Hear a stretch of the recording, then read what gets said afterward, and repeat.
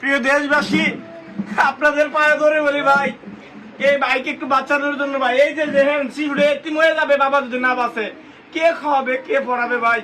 সবাইকে একটু অনুরোধ করছে ভাই, ভিডিওটা একটু শেয়ার করেন, যদি নাও পারেন ভাই একটু শেয়ার করেন। আপনি একটা শেয়ারের কারণে ভাই এই লোকটা বেঁচে যাবে। এই মানুষটার ঘরে কোনো খাবার নাই, অসুস্থ মানুষ পড়ে আছে বিছনায়, কেউ দেখান না রে ভাই। অনুরোধ ভাই, একটু এই লোকটাকে বাঁচান, আপনার কারণে এই লোকটা বেঁচে যাবে।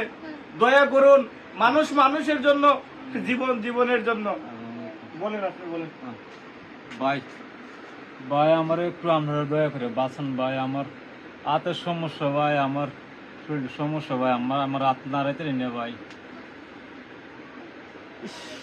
এই যে দেখেন ভাই কি করুন দৃশ্য ভাই, আমার রাসূল এতিম ছিলেন, এতিমদের জন্য ভাই একটু এগিয়ে আসেন।